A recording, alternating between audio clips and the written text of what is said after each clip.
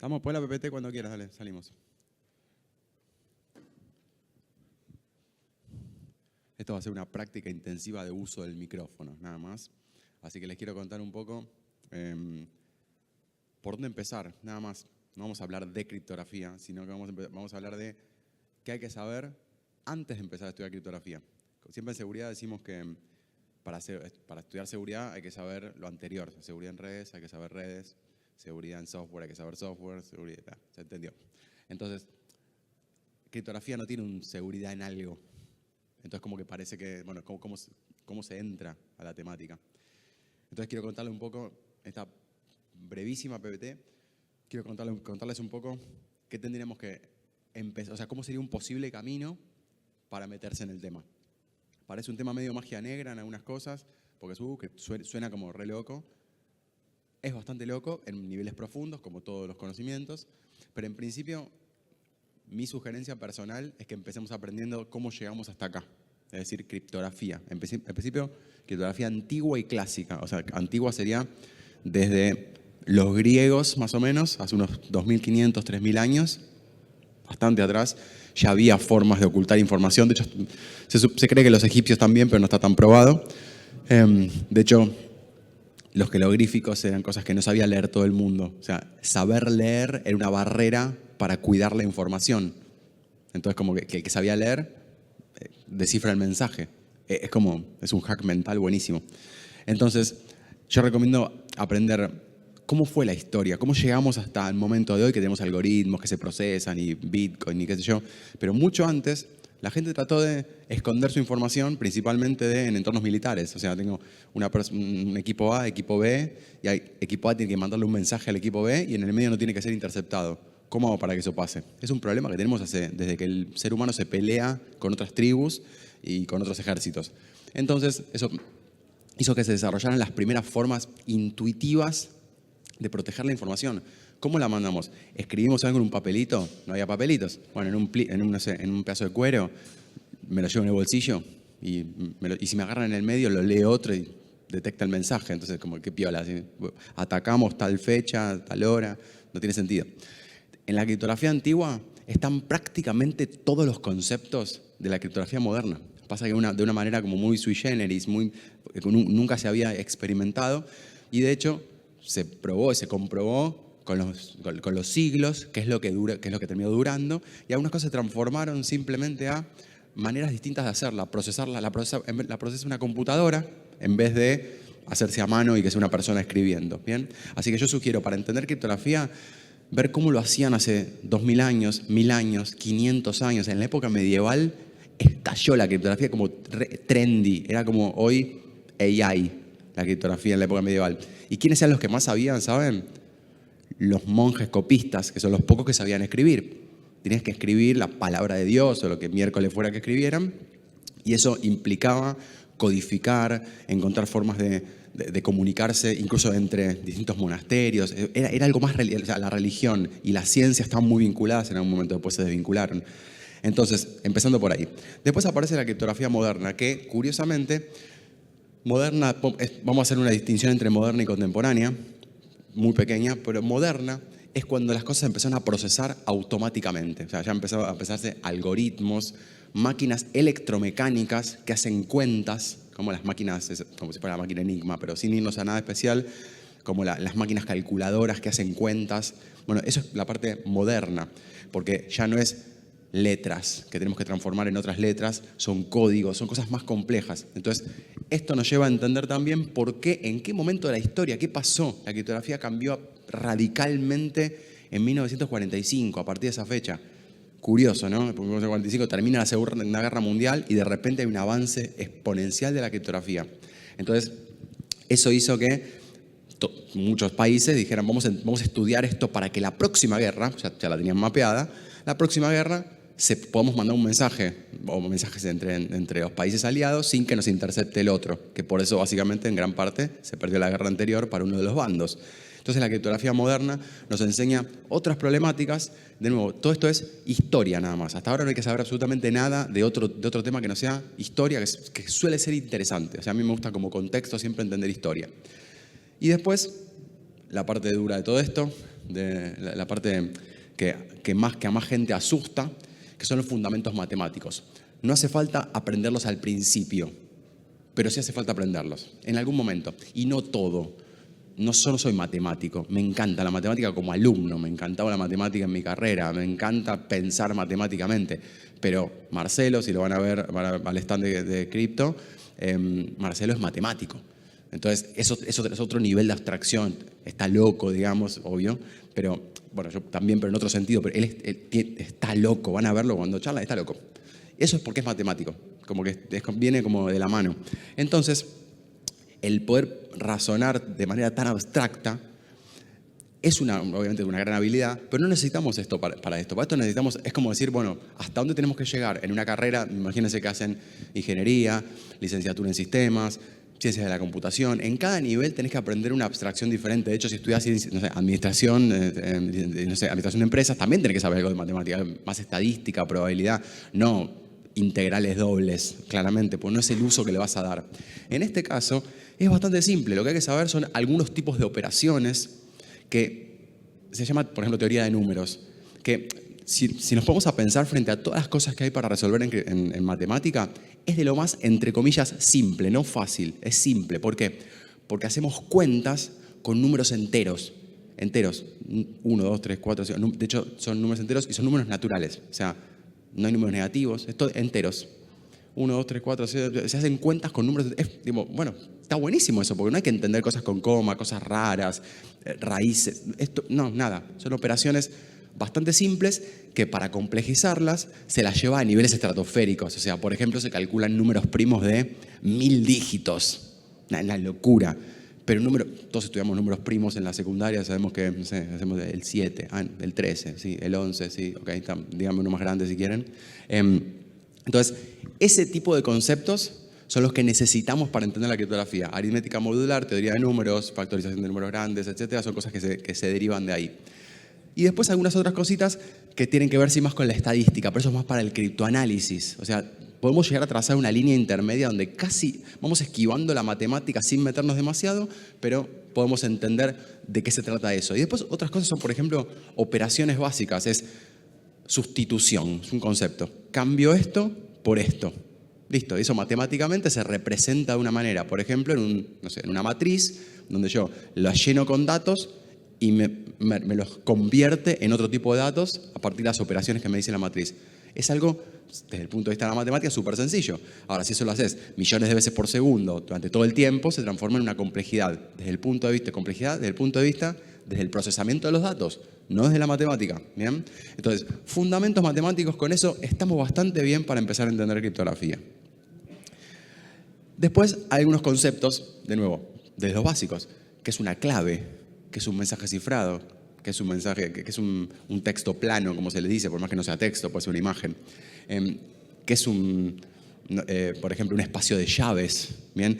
Conceptos súper sencillos, son 10 conceptos, chicos, chicas, son 10 conceptos, no hay mucho más, pero son muy fuertes. O sea, hay que tenerlos clarísimos porque es nuestro pan de cada día. Vamos a estar hablando constantemente, refiriéndonos a esos términos. ¿Bien? Y después los tipos de algoritmos. Y ahí, hasta acá, si me siguieron más o menos estos slides, si tenemos los conceptos que tenemos hasta acá, te pueden llevar, poniéndote las pilas, entenderlos. Si te pones tipo un par de horas por día, así en momentos libres, porque todos tenemos momentos libres, ¿no? ¿Qué sé yo? 2 semanas, un mes. Si tenés mente más matemática, por ahí 1 semana y media. Si venís de otro palo, que querés entender más conceptos, por ahí 1 mes. No es mucho más que eso. O sea, es magia negra en niveles avanzados, pero la realidad es que la mayor parte de las cosas las podemos entender. Algoritmos. ¿Por qué tipos? No algoritmos tipo AES, DES, triple DES, RCA. No, tipos de algoritmos. Simétrico, asimétrico, hash. ¿Bien? Y después vamos a sus derivados. Pero en principio son como 3 cositas que entendemos cómo se procesa la información. El algoritmo es una caja, como se supone que es una caja negra, la miramos de afuera. Es una caja, le metemos cosas, las transforma en otras cosas.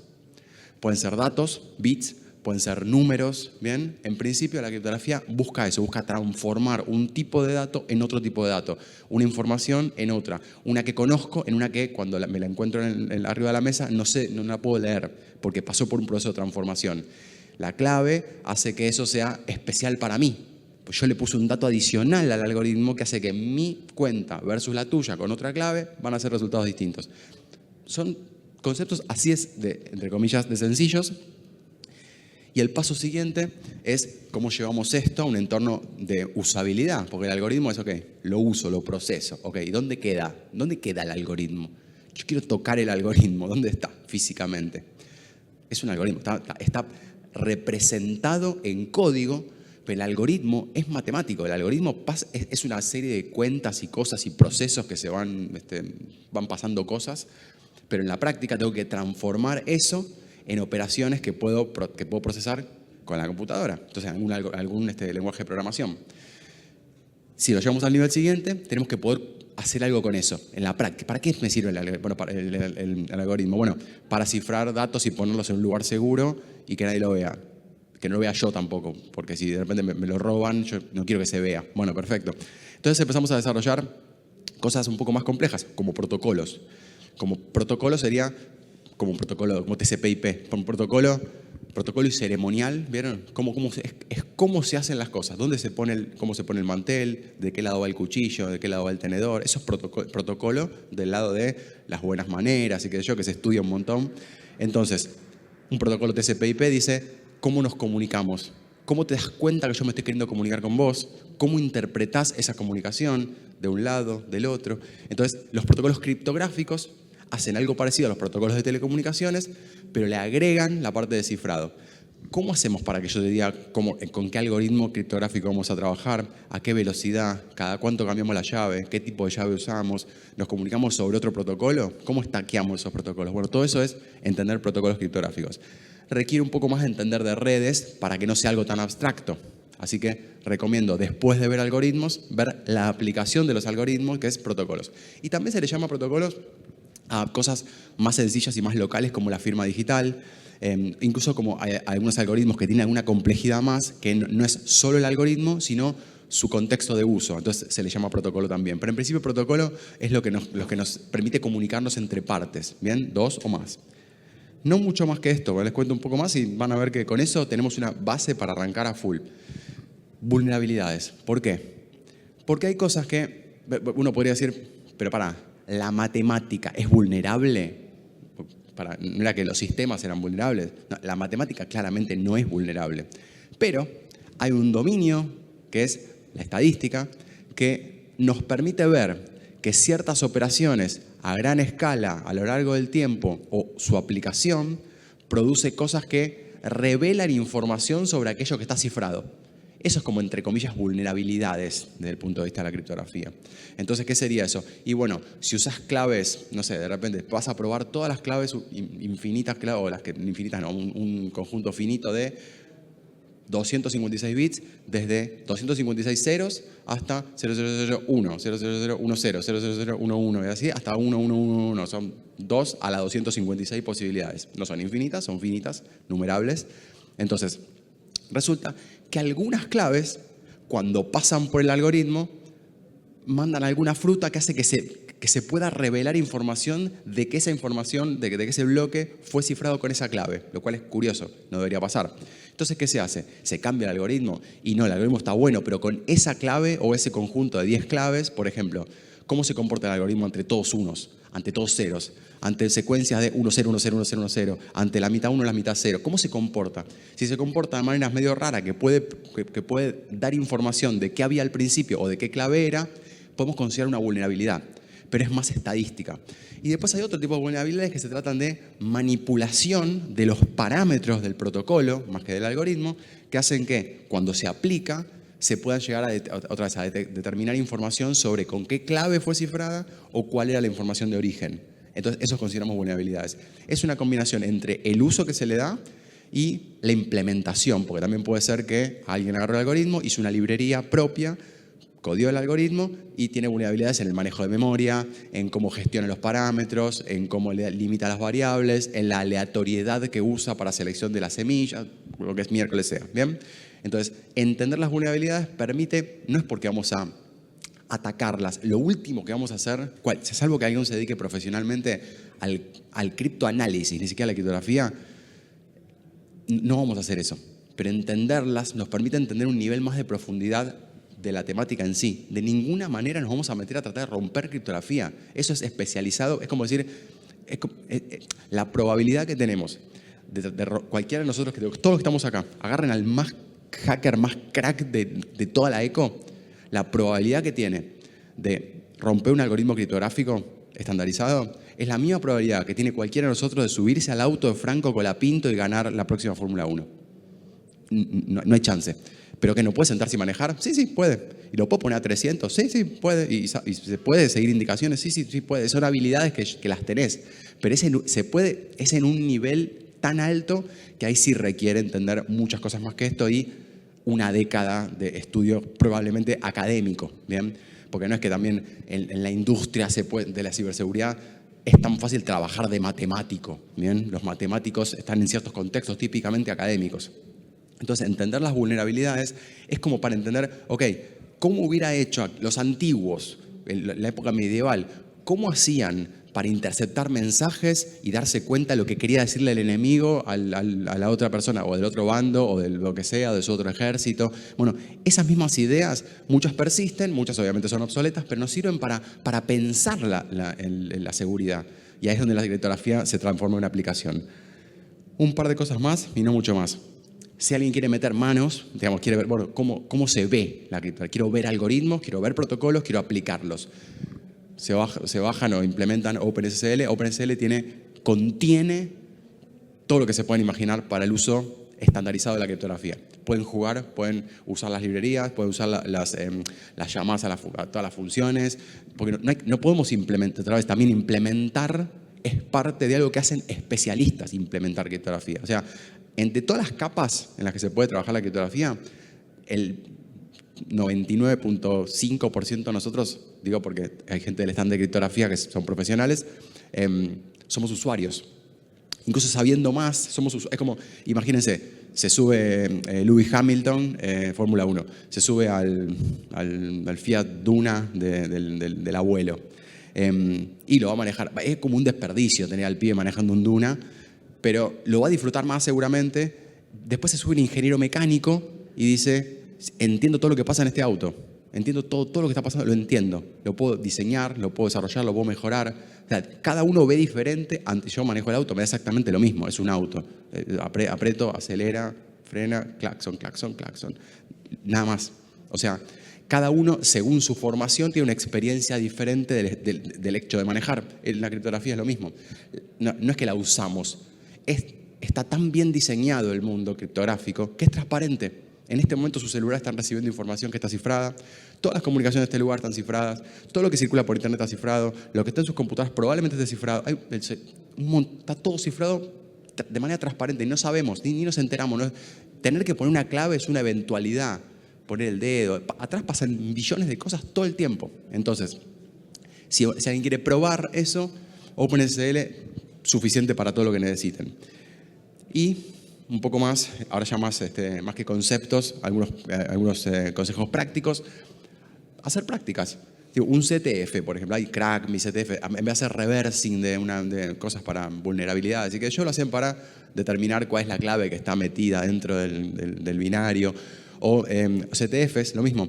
Hacer un CTF es una buena práctica para aprender del tema. Por eso, yo cuando quiero contratar pentesters para mis equipos, lo que hago es, me aseguro que hayan estado unos años, 6 meses, por lo menos un tiempo, haciendo CTFs. Porque eso significa que practicaron algo parecido a lo que se van a encontrar cuando trabajen de eso. Después vas a la práctica y te matan a palos. Pero es bueno empezar pensando que tengo cierta experiencia en usar las herramientas, en manejarme con un entorno. Y acá pasa lo mismo. Obviamente después nos metemos en el mundo más profesional y eso se complejiza. Pero vale la pena hacer todas estas cosas sin necesidad de nada en particular. Y después, esto es un consejo más práctico. A mí me sirvió y a mucha gente le sirve. Esto lo recomiendan algunos profesores de hace 40 años que dan criptografía en el mundo, digamos, que dicen, seguramente un tema que te gusta más que otro, dentro de criptografía, ¿no? Si llegaste de ciberseguridad, esto es una partecita muy fina dentro de criptografía. ¿Qué te gusta? ¿Protocolos? ¿Programar? algoritmos de un determinado tipo, implementar, ¿qué es lo que más te copa?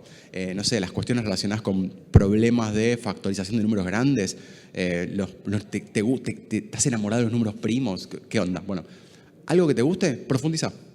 Sabe mucho de un tema. Ese tema te va a terminar conectando con todos los demás probablemente, pero por ejemplo puedes entrar por algo como, no sé, firma digital. Por eso es abogado o abogada. Y por ahí entra por el lado, bueno, pero ¿cómo se hace para validar que una persona es quien dice ser por un mecanismo matemático, algo que no sea dibujar arriba de un papel con una lapicera, como se hizo durante miles de años, literalmente, para validar que yo soy quien digo ser y manifestar la voluntad? Ahora lo hace un algoritmo. Genial. Bueno, son diferentes inquietudes y diferentes grados de curiosidad que va a tener la gente. Así que elegir un tema y explorarlo, para mí es un tip práctico muy interesante, porque esto puedes hacer siguiendo gente en redes sociales, leyendo, mirando videos especializados de un tema, algo muy particular. Y eso se transforma en, ahí te puedes dar cuenta de si realmente es algo que te atrae más o no, porque quizás ahí te das cuenta, no, esto no era para mí, y está buenísimo eso. Yo recomiendo en general explorar. Ciberseguridad recomiendo explorar. Algo que crees que te gusta, por ahí profundizas un poco y ya no te gusta tanto porque era demasiado, o por algo no te imaginabas que te gustaba y de repente te metes y ¡boom!, te partió la cabeza. Entonces, está bueno explorar. En la vida profesional en general se recomienda mucho explorar. Ahora está más aceptado. Hace 25, 30, 40 años ya se empezó a variar un poco esto, pero incluso para mi generación, yo soy del 80, para mi generación tenía que elegir una carrera y seguirla toda la vida, o sea, se terminó y no había opción. Hoy en día, de cambiar una carrera a otra, vas cambiando, vas explorando, los primeros años vas probando, vas conociendo. Es mucho más realista eso en el mundo con la cantidad de opciones que tenemos. Y lo último de todo, en realidad lo anteúltimo de todo, es con lo que hay en Wikipedia, es un montón. Así que no subestimemos Wikipedia para este tipo de conocimientos. Hay veces que o sea, googleas un tipo de algoritmo, está el gráfico, está explicado, está en el idioma que quieras, con lo cual es bastante suficiente para las cosas básicas. Y si no, le preguntan a ChatGPT, le preguntan a Claude, Grok, elijan el que quieran, Gemini. Pero suponete que no querés ir por Wikipedia, querés preguntar algo más complejo. ¿Cómo se relaciona esto con esto? ¿Cómo trabaja? ¿Querés que te lo explique en palabras más entendibles?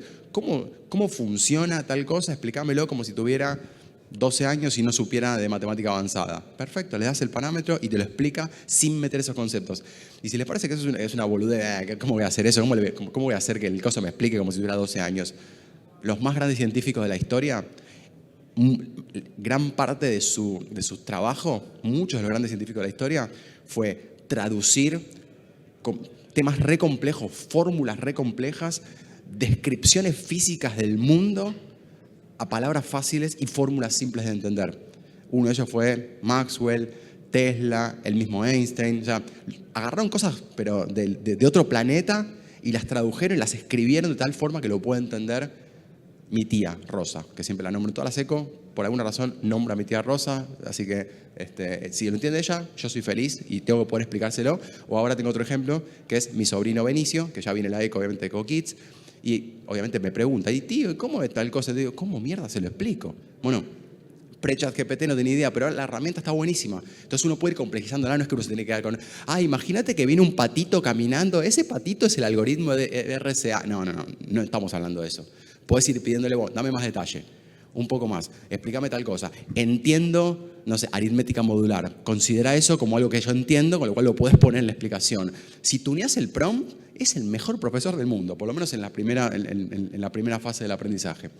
Y básicamente con esto es lo que yo les recomiendo si se quieren meter en criptografía, bastante suficiente, y después pueden ir a hacer una especialización, una maestría, un doctorado, un postdoctorado, hay de todo, obviamente son hasta el nivel infinito, lógicamente, pero en principio con esto, al que le gusta, que toca de oído, como yo, o sea, toca de oído me refiero yo di clase en UTN, con Marcelo dimos clase en UTN de la materia criptografía, ¿bien? En la carrera de sistemas. Yo, honestamente, cuando veo lo que sabe Marcelo, me da vergüenza. Digo, soy un pichi. Seguramente Marcelo, cuando vea un postdoctorado que hizo su doctorado en un tipo de algoritmo, estudió 10 años un tipo de algoritmo y él debe decir soy un pichi. Y ese debe mirar a Yamir, la S de RCA, y debe decir, yo soy un pichi. Y bueno, sí, o sea, la academia funciona así, lógicamente. Así que está bueno y además en ciberseguridad esto nos da algo que es muy interesante, que es nos obliga a mantener la humildad, que es algo que nos falta bastante en este ambiente, porque como nos creemos que no la sabemos toda, es bastante común encontrarse esa arrogancia tecnológica que tenemos en ciberseguridad. Y esto nos ayuda a pelear con eso, porque con esto no se mete todo el mundo. Entonces digo, viste que todos tenemos un límite, incluso los más crack del mundo. Métete un poquito con esto a ver si entiendes algo, a ver si la tenés tan larga. Perdón. Bueno, listo. Gracias.